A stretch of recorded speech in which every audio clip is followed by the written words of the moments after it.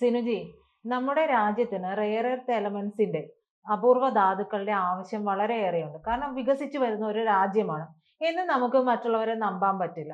അപ്പോൾ ചൈനയുടെ കാര്യം നമ്മൾ കണ്ടതാണ്. കാരണം ചൈന ഈ പറയുന്ന പോലെ പെട്ടെന്ന് ട്രംപുമായി ബന്ധപ്പെട്ടുള്ള വിഷയത്തിലാണെങ്കിലും താരിഫ് വിഷയത്തിലാണെങ്കിലും ട്രംപിനെതിരെ കൊടുത്ത ഒരു കാര്യമാണ് ഈ റെയർ എർത്ത് എലമെന്റ്സിനെതിരെയുള്ള ഒരു പിടുത്തം. പക്ഷെ അത് നമ്മളെ പരോക്ഷമായി ബാധിക്കുന്ന ഒരു സാഹചര്യം ഉണ്ടായി. ഇപ്പോ കേൾക്കുന്ന ഒരു വാർത്ത എന്ന് പറയുന്നത് നമ്മുടെ രാജ്യത്ത് തന്നെ ഈ അപൂർവ ധാതുക്കൾ ഖനനം ചെയ്യാനും അത് ഉൽപ്പാദിപ്പിക്കാൻ വേണ്ടുന്നത് ആ അപൂർവ ധാതുക്കളുടെ നിർമ്മാണം പ്രോത്സാഹിപ്പിക്കാൻ വേണ്ടിയിട്ട് 7,280 കോടിയുടെ ഒരു പദ്ധതിക്ക് നരേന്ദ്രമോദി സർക്കാർ അനുമതി നൽകിയിരിക്കുന്നു എന്നുള്ള ഒരു വാർത്ത വരുന്നുണ്ട്. ഇതെങ്ങനെയാണ് സംഭവ്യമാകുന്നത്? ശരിക്കും പറഞ്ഞാൽ ലോകത്ത് ഏറ്റവും കൂടുതൽ റെയർ എർത്സിൻ്റെ ശേഖരമുള്ളത് ചൈനയുടെ കയ്യിലാണ്. കാരണം അവർക്ക് മാത്രമേ ഉള്ള ഈ റെയർ എർത്സ് ഒക്കെ ഈ ഖനനം ചെയ്ത് നമുക്ക് ഉപയോഗിക്കാൻ കഴിയുന്ന രീതിയിലേക്ക് കൊണ്ടുവരാനുള്ള സാങ്കേതിക വിദ്യയുള്ളൂ. പണ്ട് കാലം മുതൽ തന്നെ ചൈന ആ മേഖലയിൽ കേന്ദ്രീകരിക്കുകയും ശ്രദ്ധ കൂടുതൽ പതിപ്പിക്കുകയും ധാരാളമായിട്ട് അത്തരം നിക്ഷേപമുള്ള രാജ്യങ്ങൾ ഇൻവെസ്റ്റ് ചെയ്യുകയും ചെയ്തിട്ടുണ്ട്. നമുക്ക് ക്വാദർ തുറമുഖത്തൊക്കെ ചൈന വലിയ നിക്ഷേപം നടത്തി.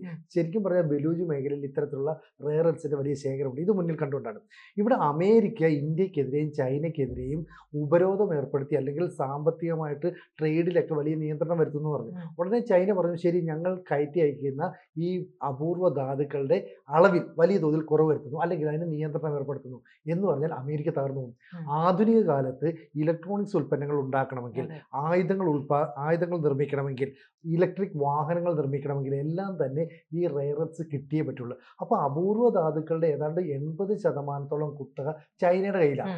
ഇവര് ഈ പറയുന്ന ഉപരോധം ഏർപ്പെടുത്തിയാൽ ചൈന അങ്ങോട്ടേക്കുള്ള കയറ്റുമതി നിർത്തിവെക്കും. അങ്ങനെ റോൾസ് റോയ്സ്, ബെൻസ് ഉൾപ്പെടെയുള്ള BMW ഉൾപ്പെടെയുള്ള കാറുകളുടെ നിർമ്മാണം പോലും പ്രതിസന്ധിയിലായ ഘട്ടമുണ്ടായി. അമേരിക്കൻ കാർ നിർമ്മാണം നിർത്തിവെച്ചു, ജപ്പാനിൽ പോലും സംഭവിച്ചു. അങ്ങനെ നിന്നപ്പോഴാണ് ചൈനയുടെ കയ്യിലാണ് ഇത് വലിയ രീതിയിലുള്ള നിക്ഷേപം എന്ന് മനസ്സിലാക്കിയത്. ഇത് ഇന്ത്യക്ക് ബാധിച്ചൊന്നുമില്ല, പക്ഷേ ഈ എല്ലാ രാജ്യങ്ങളിലേക്കും ഞങ്ങൾ ഇത് കയറ്റുമതി ചെയ്യുന്നത് നിർത്തി എന്ന് ഇവർ പറഞ്ഞു. കാരണം ഇതേ റെയർ എർത്സ് ഉപയോഗിച്ചാണ് ആയുധങ്ങൾ നിർമ്മിക്കുന്നത്. അത്യന്താധുനികമായ ആയുധ നിർമ്മാണത്തിന് ഉൾപ്പെടെ ഇത് ആവശ്യമായതുകൊണ്ട് തന്നെ ചൈന പറയുന്നത് ഞങ്ങളിപ്പോൾ ഇത് കയറ്റി അയക്കുന്നില്ല എന്ന് പറഞ്ഞു. ഉടനെ ഇന്ത്യക്ക് മനസ്സിലായി ഇതിൻ്റെ അപകടം എന്ന് പറയുന്നത്. പെട്ടെന്ന് ഇന്ത്യൻ പ്രധാനമന്ത്രി നരേന്ദ്രമോദി ഈ ബ്രിക്സ് സമ്മിറ്റുമായി ബന്ധപ്പെട്ട് ഒരു സന്ദർശനം നടത്തി. 8 ദിവസം കൊണ്ട് 5 രാജ്യങ്ങൾ സന്ദർശിച്ചു. വലിയ സന്ദർശനമായിരുന്നു. ലാറ്റിൻ അമേരിക്കൻ രാജ്യമായ അർജന്റീന, ബ്രസീൽ, കാന, Trinidad and Tobago and Namibia, ഈ ഇത്രയും രാജ്യങ്ങളാണ് ചെന്നത്. എന്തിനാണ് ഈ രാജ്യങ്ങൾ എന്ന് പറയുന്നത്? ഈ ലാറ്റിൻ അമേരിക്കൻ രാജ്യങ്ങളായ ബ്രസീലിലും അതുപോലെ തന്നെ അർജന്റീനയിലുമാണ് ഏറ്റവും അധികം ലിഥിയം നിക്ഷേപമുള്ളത്. അവിടേക്ക് വെറുതെ പോയതല്ല, അത്തരം നിക്ഷേപമുള്ള രാജ്യങ്ങളുമായിട്ട് നമ്മളൊരു ബന്ധം സ്ഥാപിക്കുന്നു. പിന്നീട് അവിടുന്ന് ഖാനയിലേക്ക് പോകുന്നു. ഖാനയിലേക്ക് ഇന്ത്യൻ പ്രധാനമന്ത്രി ചെല്ലുന്നത് 30 വർഷങ്ങൾക്ക് ശേഷമാണ്. അതായത് ഇന്ദിരാഗാന്ധിയെ കണ്ടാണ് അവസാനം ചെന്നത്. പിന്നീട് ചെല്ലുന്നത് നരേന്ദ്രമോദിയാണ്. ഇതിനിടയിൽ അർജന്റീനയും ബ്രസീലും സന്ദർശിക്കുന്നു. ഈ ബ്രസീലിൽ ഇതുപോലെ വലിയ തോതിലുള്ള നിക്ഷേപമുണ്ട്. അതിനുശേഷം ട്രിനിഡാഡ് ആൻഡ് ടുബാഗോ എന്ന് പറയുന്ന രാജ്യത്തേക്ക് ചെല്ലുന്നു. ശരിക്കും പറഞ്ഞാൽ ഈ കരീബിയൻ മേഖലയിലൊക്കെ ഉള്ളൊരു രാജ്യമാണ്. ഏതാണ്ട് 1999 ശേഷം ഇന്ത്യയിൽ നിന്നൊരു പ്രധാനമന്ത്രി അവിടെ സന്ദർശിക്കുന്നത് ആദ്യമായിരുന്നു. പിന്നെ ഈ പറയുന്ന നമീബിയയിൽ ഇത്തരം ബോക്സൈറ്റ്, ലിഥിയം തുടങ്ങിയ നിക്ഷേപങ്ങൾ ധാരാളമുണ്ട്. കൊബാൾട്ട് ഉൾപ്പെടെയുള്ളവ നമുക്ക് വേണം. അപ്പോൾ ഇത്തരത്തിലുള്ള നിക്ഷേപമുള്ള രാജ്യങ്ങളുമായിട്ട് നമ്മൾ ഒരു ടൈപ്പ് ഉണ്ടാക്കി. പ്രത്യേകിച്ച് അവിടെ ഇങ്ങോട്ടൊന്നും കൊണ്ടുവന്നില്ല. പക്ഷേ ഏതെങ്കിലും തരത്തിൽ ചൈനയുടെ ഭാഗത്തുനിന്ന് നമുക്കൊരു ഉപരോധം ഉണ്ടായാൽ നമ്മൾ ഇത്തരം രാജ്യങ്ങളുമായിട്ട് ബന്ധപ്പെടും. അപ്പം ഈ ടൈപ്പ് നമുക്ക് പ്രയോജനപ്പെടും. അങ്ങനെയാണ് നയതന്ത്ര ബന്ധം വിപുലപ്പെടുത്തുന്നത്. ഒപ്പം തന്നെ ഇന്ത്യയിലും ഇത്തരത്തിലുള്ള ഈ ധാതുക്കളുടെ നിക്ഷേപം ഉണ്ടെന്ന് നമ്മൾ കണ്ടെത്തി. പക്ഷെ അത് കൃത്യമായിട്ട് ഖനനം ചെയ്തെടുക്കാനുള്ള സാങ്കേതിക വിദ്യ, ടെക്നോളജി ഒന്നും നമ്മുടെ കയ്യിലില്ല. ഇത് ചൈനയുടെ കയ്യിലുള്ളത്. എന്തുകൊണ്ട് നമ്മൾ ആ കാര്യത്തിൽ ശ്രദ്ധ കേന്ദ്രീകരിക്കില്ല? അപ്പോൾ ഈ 2030 മുതൽ 40 വരെയുള്ള കാലഘട്ടം എന്ന് പറയുന്നത് ഇനി ഇത്തരത്തിലുള്ള അപൂർവ ധാതുക്കൾ ഉപയോഗിച്ച് മാത്രമേ മുന്നോട്ട് പോകാൻ കഴിയൂ എന്നുള്ളത് ഇന്ത്യ തിരിച്ചറിഞ്ഞു. ലോകത്ത് അപൂർവ ധാതുക്കളുടെ നിക്ഷേപത്തിൽ 5ാം സ്ഥാനമാണ് ഇന്ത്യക്ക്. അതുകൊണ്ട് തന്നെ നമ്മൾ അത്തരം നിക്ഷേപമുള്ള സ്ഥലങ്ങളിലേക്ക് കടന്നു കയറുന്നു, അവിടേക്കുള്ള ഖനനം ചെയ്യാനായിട്ട് തീരുമാനിക്കുന്നു. അങ്ങനെ ഇന്ത്യ ഗവൺമെൻറ് ഒരു പുതിയ പദ്ധതി പ്രഖ്യാപിക്കുന്നു. ഏതാണ്ട് 7,500 കോടിയോളം രൂപ മുടക്കിൽ പുതിയൊരു പ്രോജക്റ്റ് എന്ന നിലയിൽ നമ്മൾ ആരംഭിക്കുകയാണ്. ഈ പ്രോജക്റ്റ് ആരംഭിക്കുമ്പോൾ ചൈനയുടെ കൂടെ സാങ്കേതിക വിദ്യ നമ്മൾ സ്വായത്തമാക്കണം. കാരണം ഈ റെയർ എർത്സിന്റെ കാര്യത്തിൽ 5ാം സ്ഥാനത്താണ് നമ്മൾ നിൽക്കുന്നത്. അപ്പൊ നമ്മുടെ ഈ റെയർ എർത്സ് ഉൾപ്പെടെ കാശ്മീർ മേഖലയിൽ ഉൾപ്പെടെ ഇതുണ്ടെന്നാണ് പറയപ്പെടുന്നത്. ഈ വനാന്തർ മേഖലയിൽ അതുപോലെ മരുഭൂമി പോലുള്ള സ്ഥലങ്ങളിലൊക്കെയുള്ള മെറ്റൽസും മിനറൽസും നമ്മൾ കണ്ടെടുത്തേ പറ്റുള്ളൂ. ഇതിനെ സ്വാംശീകരിച്ചെടുത്തിട്ട് ഉപയോഗപ്രദമായ രീതിയിൽ കൊണ്ടുവരണമെങ്കിൽ വളരെ എക്സ്പെൻസീവുമാണ്. ആ എക്സ്പെൻസീവായ രീതിയിലുള്ള ഒരു പദ്ധതിക്ക് നമ്മൾ തയ്യാറെടുക്കുന്നു. എന്തുകൊണ്ടാണെന്നറിയോ? നമ്മൾ മേക്ക് ഇൻ ഇന്ത്യ പദ്ധതി, ആത്മനിർഭർ പദ്ധതി തുടങ്ങിയവയിലൂടെ സാധാരണക്കാരായ ജനങ്ങളെ കൂടെ നമ്മുടെ രാജ്യത്തിന്റെ വിവിധ മേഖലകളിൽ ഉയർത്തിക്കൊണ്ടുവരാൻ പറ്റും. ഇപ്പൊ എന്താ പറയുക, സ്റ്റാർട്ടപ്പുകൾ ആരംഭിക്കാൻ പറയും എന്ന് പറയുന്നവർ അത്രയും പൈസ മുടക്കിയപ്പോൾ അത് വിജയകരമായിരുന്നു. നമ്മൾ ആയുധം നിർമ്മിച്ചു, അന്തർവാഹിനി നിർമ്മിച്ചു, വിമാനം നിർമ്മിച്ചു, ഓരോ ഘട്ടം ഘട്ടമാണ് എന്ന് പറയുന്ന പോലെ റെയർ എർത്ത് നമുക്ക് വേണം. കാരണം നമ്മുടെ രാജ്യത്തും ഇലക്ട്രിക് വാഹനങ്ങളിലേക്ക് ആളുകൾ മാറിക്കൊണ്ടിരിക്കുന്നു. നമ്മുടെ നാട്ടിലും ഇലക്ട്രോണിക്സ് ഉൽപ്പന്നങ്ങൾ ചൈനയിൽ നിന്നും ജപ്പാനിൽ നിന്നും വ്യത്യസ്തമായിട്ട് നിർമ്മിക്കാനായിട്ട് ആരംഭിച്ചു. ഒപ്പം തന്നെ ഈ യുദ്ധമുഖത്ത് ആരംഭിക്കേണ്ട ഇപ്പൊ ഈ യുദ്ധമുഖത്തുള്ള ഓരോ വെപ്പൺസ് അതിനൊക്കെ ചിപ്പുകളാണ് ഉപയോഗിക്കുന്നത്. ഈ ചിപ്പൊക്കെ നിർമ്മിക്കണമെങ്കിൽ ഈ റെയർ എർത്ത് വേണം. അപ്പൊ ഇത്തരത്തിൽ ഇന്ത്യയും ആ പദ്ധതിയിലേക്ക് നീങ്ങുന്നു. അതിന്റെ ഭാഗമായിട്ടാണ് ഇത്രയും വലിയ ഒരു നീക്കം ഇന്ത്യൻ പ്രധാനമന്ത്രി മോദി പ്രഖ്യാപിച്ചിരിക്കുന്നത്. അങ്ങനെ മനസ്സിലാക്കില്ലേ? 5ഓളം കമ്പനികൾക്കാണ് ഈ ഉൽപാദനത്തിന് കരാർ നൽകുക എന്ന് പറയുന്നത്.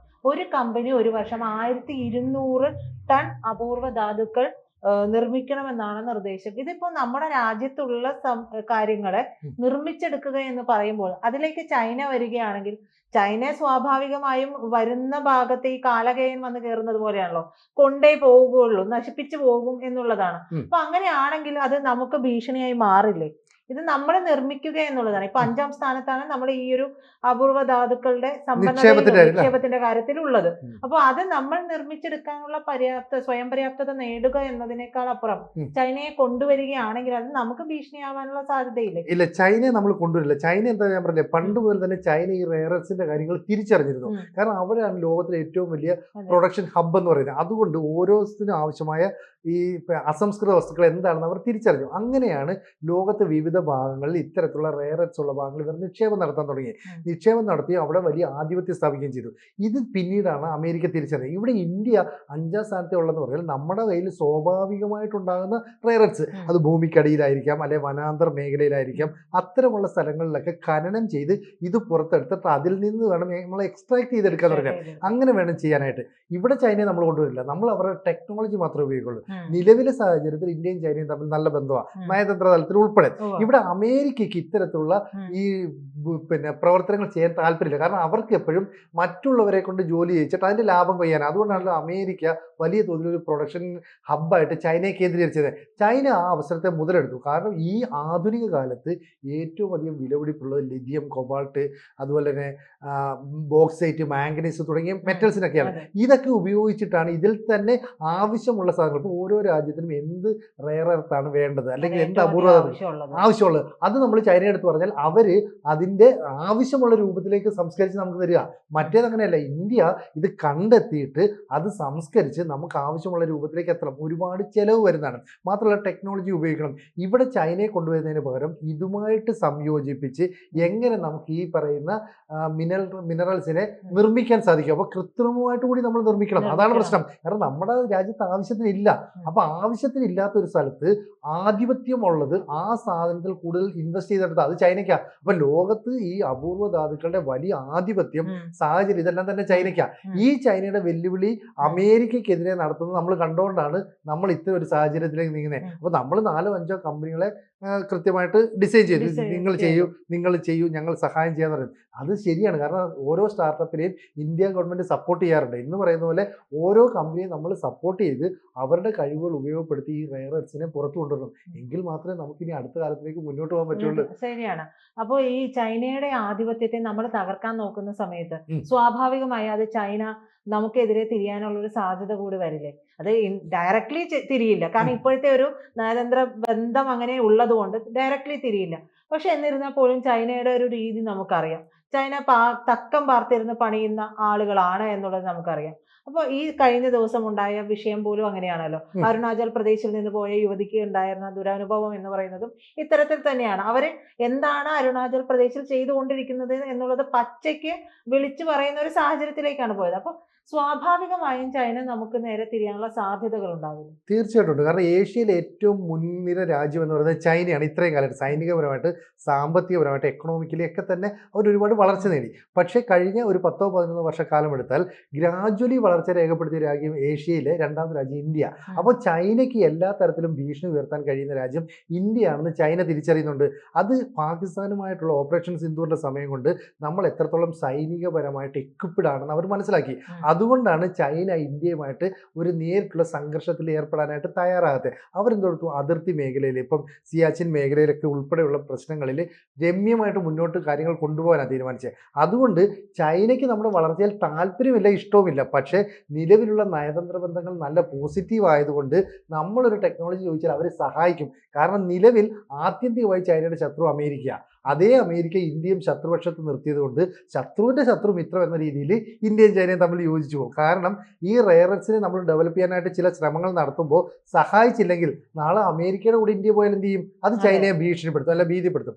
പക്ഷേ വിശ്വസിക്കാൻ പറ്റാത്ത ഏക രാജ്യമെന്ന് ഇന്നും ഇന്ത്യ പറയുന്നത് ചൈനയെ തന്നെയാണ്. ഇപ്പം നേരത്തെ പ്രജിത പറഞ്ഞതുപോലെ എന്തുകൊണ്ടാണ് ഈ പറയുന്ന അരുണാചൽ പ്രദേശിൻ്റെ കാര്യത്തിൽ ചൈന ഇത്ര നിലപാടെടുത്തത്? ചൈന ഇപ്പോഴും പറയുന്നത് അരുണാചൽ പ്രദേശ് അവരുടെ ഭാഗമാണെന്നാണ്.